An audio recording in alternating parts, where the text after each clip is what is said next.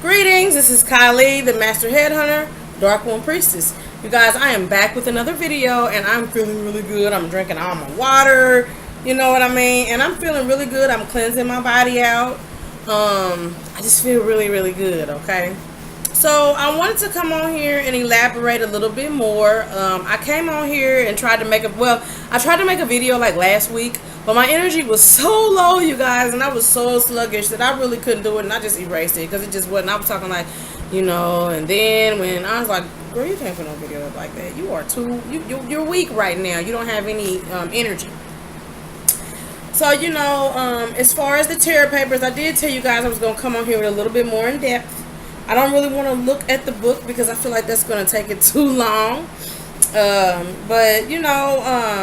Like I said, I explained to you guys about, the lizards, and we're going to go into a little bit more depth of this. Again, this is not information for everybody. This is not for everybody because everybody is not on the same level. So this is for whomever it is for. Okay, and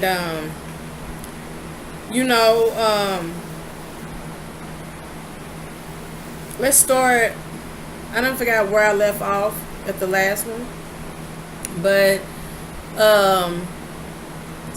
after the Adapa, and some of them was called the Adamus. After they were created, to mine the mines with the precious ores and metals, so it could be sent back to the ninth, through the ninth sector passageway to the Aryan queens. And first it went from. I'm moving a little bit fast. Okay, so it could be sent to the Syrian kings, then in turn sent to the Aryan queens.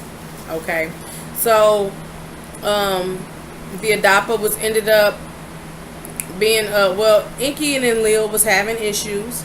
They were arguing, having problems, going back and forth because Enlil was very mean to the beast, as we're gonna call him, and he would work them to death. I mean, work them to death. And they were dying, and Enki was taking offense to this because he loved his creation. He had compassion for his creation, and plus the other Anunnaki that was there, they wasn't really caring for Enlil either because he was a tyrant, because he didn't really want to be there in the first place.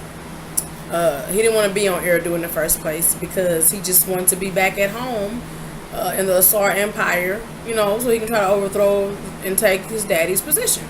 But his daddy kept him down here, which was Anu, so that he wouldn't be up there to be doing all that.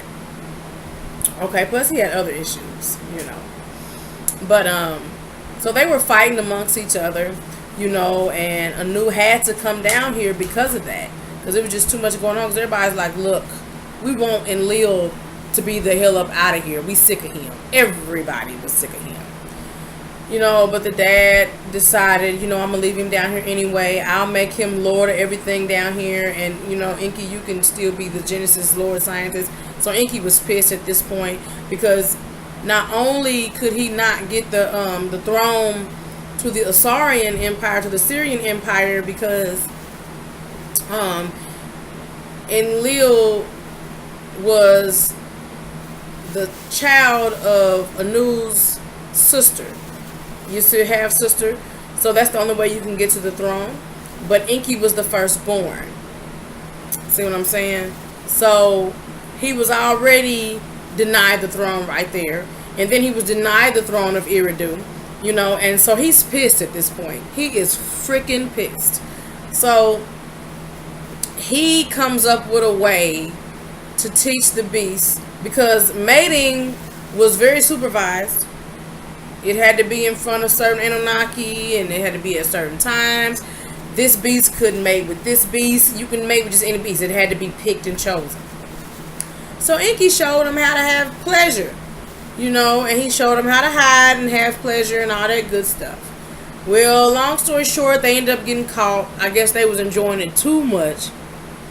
And Enlil was outraged, and he ended up kicking those out. That's when you get the separation, and some of them is called the Adapas, and some of them is called the Adamus. And those beasts got kicked out into the field. So Enki had a way to work with them, and then that's when Enlil came up with all this old stuff. he was the Lord of the Word. You had to worship him on the seventh day and all this, that, and the third, and blah, blah, blah. You know, you had to denounce Enki, and that's when the serpent in the garden issue came up. You know, so yeah. So then Enki was working with the ones in the wilderness, and he was teaching them the same sciences that Enlil was teaching the other ones that was living in the Garden of Eden. We're going to use those terms for lack of better terms. That's not what it says in there, but I mean, let's just sum it up, okay? So, Enlil got mad again because he found out that Enki was teaching them. So, the council, for lack of better terms, you know, a group of Syrian lords was coming down here, I guess for a check-in or something of that nature. And when they come, it messes the atmosphere up depending on where they're at. So Enlil didn't tell nobody, and Enki ended up finding out through the grapevine that his people was going to get destroyed out here in the wilderness. The flood issue, okay? So where the flood issue comes in at. So then after that, that's when he saved some of them. So, you know, the people came, and Anunim came, and it messed up things in the atmosphere, and it was a big flood. And then the other ones, you know, they were saved. And then Enlil was enraged about that. He was mad. He was pissed off. And so it got to a point where it got so ugly, they both realized if they keep this up, not only the Syrian king was going to come up here, but the Aryan queens might get involved as well. And they may both lose everything. So they came up with a truce. Enlil decided he would help his brothers, beasts out there in the field, have this and tools of survival and this, that, and the third. Enki decided he would help Enlil with his beasts in there, learn how to do certain things. So it was a peaceful time for a little while. Okay? And everybody was getting along. So basically the beasts of the field, they started, you can look at it as like a field slave and a house slave kind of issue as well. So the beasts of the field, they started trading their energy and work for food and shelter and stuff like that, for lack of better terms, okay? But Enki did not want them to get caught up in that. You know, he didn't want them to forget the whole point of what they were being taught in the first place anyway. So let's fast forward, and Marduk, which is Enki's son, he is so childish and immature. He thinking, I ain't gonna lose the throne like my daddy did. I'm gonna take it. So he tried to, this, that, and the third, overthrow Enlil, overthrow Enki, and all this, trying to get to Anu and all this stuff. So they end up finding him guilty for killing his brother Dumuzi, I think it was. So he ended up having to flee. That's when he ended up forming with the Satai rebel queens. They were against the Aryan queens of Orion. So they lived underground. The Satai lived underground. Okay, and they are rebel queens. They are rejects, basically. So he ended up forming with them and told them, I'll let you have this, that, and my empire if you help me take over the throne. So they ended up doing that secretly. The Sheti, which were the Greys, and you had the Henti, which were the cousins of the Greys, for lack of better terms. They ended up getting all of them to turn against everybody, and they did this secretly.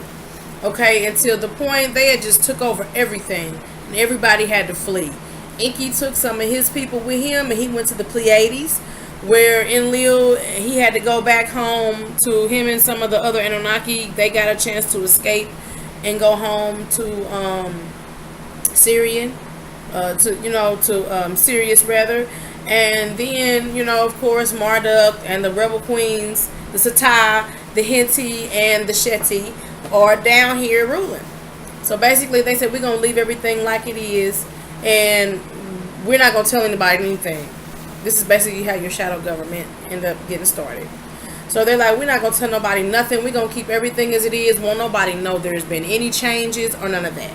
So Marduk ended up making certain changes where they end up erasing the memory of even some of the Anunnaki and the Syrian lords that were stuck down there. They killed off a lot of people who was faithful to the Syrian Empire and to the Aryan Empire, and it just got crazy. So then, let's see, where am I at? So Marduk, that's when your sun god Ra comes into play. Okay, let me grab my little notes down here so I won't forget where I'm at. Okay, so that's when your little sun god Ra issues come into play. Hold on, y'all, because I'm trying to get it together. So that's when your sun god issues come into play. That's when Ra comes into play, because he's had this takeover. You know, this was Lord Prince Marduk. You know, so with the rebel Sata queens and the Sheti, you know, and the Henti, he was able to do this takeover. So that's when it was like he erased everything about everybody. The knowledge was erased, and it was hidden away from others, so they wouldn't be able to recollect. But it was like a distant memory in everybody's minds. They knew something wasn't quite right, but they couldn't put their hands on it. It's kind of like some of us today, right? So that's where religion comes in at, and all this Ra stuff and all this, and we worship Ra and the sun god, and he made himself all this. Okay, mouth getting a little dry. So he made himself all this. That's when everything changed. They went from worship and allegiance and loyalty from the Syrian empire and the Aryan empire, to now it's just the sun god Ra. And everything was changed and destroyed and all that stuff, okay? Now, they kept all this away from the Syrian lords that was stuck there and the beasts that was stuck there, for lack of better terms. So, long story short, Ra started to get nervous, which was Marduk, because he realized that the rebel queens, the Sata, and the Sheti was getting too powerful. But by the time he realized it was too late, by the time he started trying to take the power away from them, it was too late. So he ended up having to flee for his life, because they were going to kill him. So he ended up leaving. So now he's gone. So the Satan said, now hold up, wait a minute. We can use this to our advantage, because they love confusion. The Greys too, that's how they operate. So they left everything the way it is. They didn't change nothing. They didn't change nothing. Everything just was so shadowy and so secret. They didn't change nothing. So all these things ended up happening. The lizards were in charge. And so they talk about how the mystery schools was closed by Thutmose. You know, only a few was remaining. Now, let's talk about your stonemasons. From what this story is talking about, from what I've learned in my own studies, the stonemasons were the Sheti. They were the original stonemasons who was creating stuff, right? So they were the original stonemasons who was the precision cutters. And, you know, this is where all your Freemasonry and all this stuff ends up stemming from as well. So they had certain mystery schools where they would let certain people do certain things. And then that's where all these other issues come into play at, where it talks about your Nibiru, which people refer to as Hebrew. You know, that's where all this other stuff comes from. So they changed the mystery schools slightly. They changed the knowledge slightly so that people wouldn't realize where they were at as far as time goes, you know, or so they wouldn't remember what the true teachings really were. So this became a really big, look at me, y'all, forgive me. Okay, so this became a really big issue, and this is where it starts to go into, you know, all this other stuff about Moses, and you know how it was aliens that was helping him, which were Enlil's crew. They were helping him, and they the ones that helped him get away and all that old extra stuff. And so basically what they did was they took away the mother goddess aspect, and Marduk put in place the sun god Ra, which is male, which is patriarchal. He took away all the matriarchal issues, the mother goddess deal that it was from the first place. He took that away because he just wanted to be the only one who was worshipped. Okay, so basically we're talking about your tablets that Moses was given on that mountain. It was 2 crystal tablets, and they were communication devices. And so they ended up getting messed up. Somebody touched them and did something wrong with them, and they ended up getting messed up. And so the Shetty found out, and they started trying to come after, the Satai rebels. They found out, and Lil Nim, his camp had to get the hell up out of here before they got into an issue. And so they lost communication with them. Okay, so they didn't pursue the people. They left them to wander for 40 years and all that other stuff, And then this is where all your Hinduism come from, all this other stuff, because the Hinduism caste system is just like the Syrian caste system, for lack of better terms. So it got so crazy. This even your Yeshua issue, Jesus' story comes in to play it, and I mean it's totally different. Basically, to sum it up, he in order to become a rabbi, he had to get married.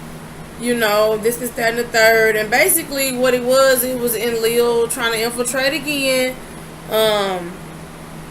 to help these people so they can get back control of the planet. So basically, I skipped over quite a bit of stuff, but basically, for a long story short, him dying on the cross, he set all that up because they ended up taking his son when he did the money changer thing. Because what happened was with the money changer thing is they needed some money to fund what they was doing. But by now everybody's dealing with money, the money system. Okay, they got introduced by the Satai queens. So he acted like he was overthrowing the money changers, and his followers was grabbing up the money that fell off the table. But his son ended up getting caught up in the midst of all that. So he had to come up with a plan to get get his son out. So Barabbas was his son, for lack of better terms. Everybody was like, well, give us Barabbas, instead of take Jesus and give us Barabbas. So basically that's where that came into play in. And so they end up beating him and all. You know how the whole Jesus story goes. So then they had put him on the cross, but see, he knew herbs. He studied in all the mystery schools, so he knew different herbs that would make you seem like you was dead, but you really wasn't dead. And that's how the whole resurrection thing came into play.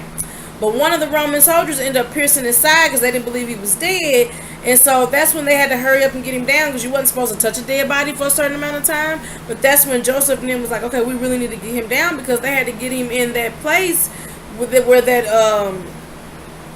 that stone concealed that cave, because it was a doctor in there waiting on him that was going to heal him. And then they realized they had to move him from there, so in the middle of the night they ended up moving him, and that's when the whole resurrection thing came about. So they moved him to the Far East somewhere, if I'm not mistaken. His wife and children ended up coming, because he had wife and children. Okay, so there really wasn't no real resurrection and him going down in hell and none of that. And this is just one of the many stories of some people, you know what I mean? Like, Jesus wasn't a savior at all. He really wasn't, So and I think they refer to his name as Isu, in this story. So he ended up dying because he was going to come back over here and tell off the truth about what's really going on and all that other stuff, but he ended up dying. Time worked against him, and so he never did get to come back over here. And so of course the lizards, they still ain't worried. They ain't worried because they like everything is in our control. The Aryan queens and Syrian kings ain't got shit to do with down here, so they wasn't worried about it at all. So a time comes, it's always war between these two empires. And Enlil, or the Syrian kings and the Aryan queens, always tried to infiltrate the systems, with different individuals, with the whole Muhammad thing, with, even Adolf Hitler. They couldn't deal with him because he was a drug head and this, that, and the third, and he kept fucking up. He was doing what he wanted to do, so they had to pull out. But before they pulled out, they ended up destroying, hold on, let me go back. They ended up destroying one of the secret... Hold on, y'all. Hold on. Okay, so they ended up destroying one of these secret projects that the governments had going on.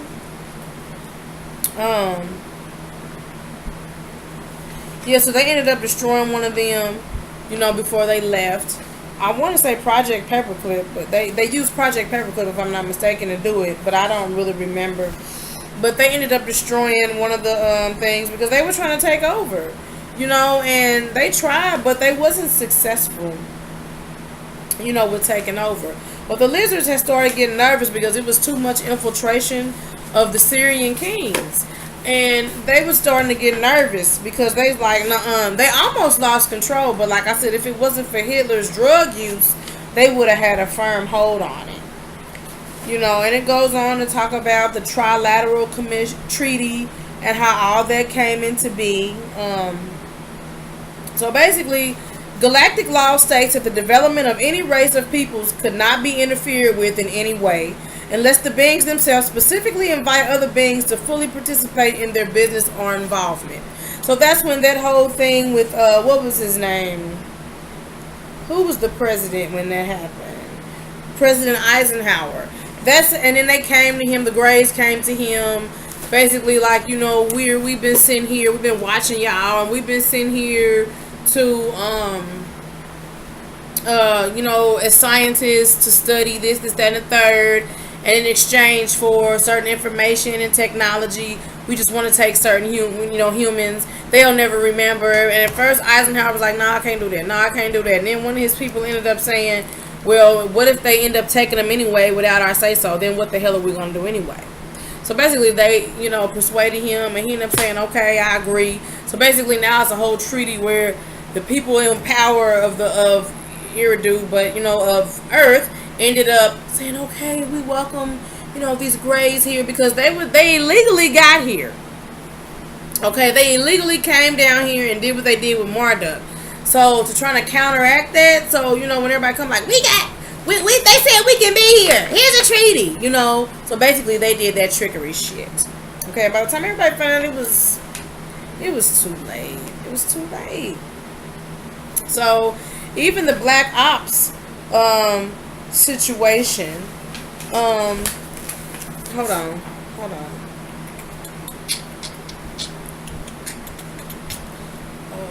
Blah blah blah blah blah blah blah blah blah blah blah. All right. So the Black Ops situation. I'm gonna read a little bit of this to you. Of course, money was needed to finance all this stuff for the Americans, the shadow government rather, and so they came up with the Black Ops deal. And so, let's see. They ended up having all these wars, and then here comes the drug issue from the mafia. They start bringing drugs into the situation. They start bringing drugs in, and it was somewhere. So the CIA used to be called something else, but I might have. Yeah, I think I passed that up.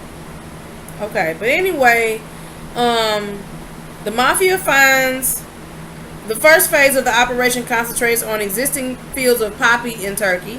The mafia will be responsible for bringing the drugs to the waters outside the coastlines of the United States. The CIA will bring in the illegal drugs into the country. The mafia finds a young Greek shipping magnate who will bring their contraband into his ships to American seas. This young man becomes a tycoon. He is Aristotle Onassis, Jackie Onassis' daddy, granddaddy, or something like that.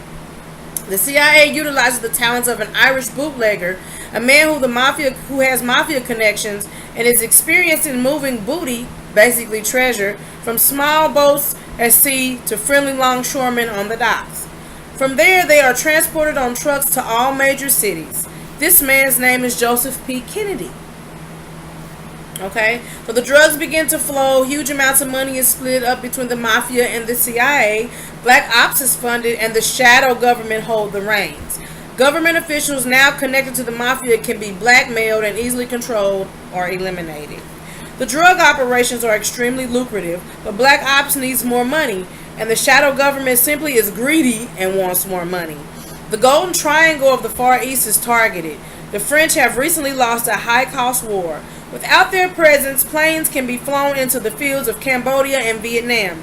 Drug smuggling begins. The success of the drug trade increases. Greater numbers of air flight is too difficult to hide. A cover is needed. The Gulf of Tonkin is contrived to provide a reason for war. War demands air flights into the distressed area. Drugs from the Far East, Cambodia, and Vietnam are brought in by Air America, a CIA front. The Vietnam War is a drug smuggling front. Body bags are packed with drugs. Soldiers are hooked so that a market will be existing for the payloads. Vietnam provides the product and the users. See, Black Ops funding increases. The shadow government is still not satisfied and they want more profit. The official government continues to get in deeper and deeper. South America is a bounty of drugs. Excuse me. The previous phase, which used smugglers, is to put into use again. The drug lords of Central and South America bring their cargoes to a small oil company in the Gulf of Mexico. Oil platforms, which had been sending normal amounts of crude oil into barrels, nearly doubled the number of barrels they send into the U.S. Crude oil occupies only half of the barrels. Drugs are stored in the others. The most successful operation centers around a young oil company called Zapta Oil. Its young CEO makes a name for himself. The operation is so successful and the young man becomes intimate with the CIA. He is present in Dallas on November 22nd, 1963. He advises the FBI previous to the fateful day of a possible problem in the persona of Lee Harvey Oswald, who may be a potential threat to JFK. The CIA link becomes so strong that in time he is appointed to the dictatorship. The young CEO is named George Bush. George Bush is actually a second cousin to the Queen of England, by the way. Black ops and drug ops have become one and the same, and the mafia and the CIA are indistinguishable. The United States government and the shadow government are enmeshed, and they are the perpetrators of crimes against humanity, and we are the victims. Okay? Now, I'll say that our people are more of the victims behind this black ops situation than anybody else. We have become the main targets because if you think about it, we are the Isu. We are, the ones who was left with that knowledge. It's stuck and encoded in our DNA because, we were the ones. You know what I mean? But that's here nor there. Now, the queens, the Syrian kings, and the Aryan queens only contact very few people nowadays. And they only work with certain individuals. In turn, it's a trade-off. You can get a certain amount of knowledge, you can get a certain amount of power, but at the end of the day, you have to be reliable, and that's where Hitler fucked up. He wasn't reliable. And a lot of people don't realize Hitler was killing the Jews for a reason because they were the ones who were controlling a lot of the mess. So everybody was mad at him. He never said anything about hating black people. I never heard that.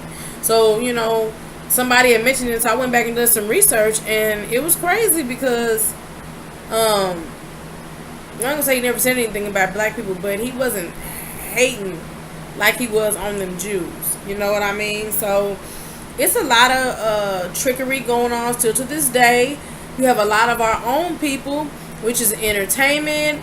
You have athletes, you have singers, dancers, actors, actresses, all kind of people, political people involved in the trickery, as well.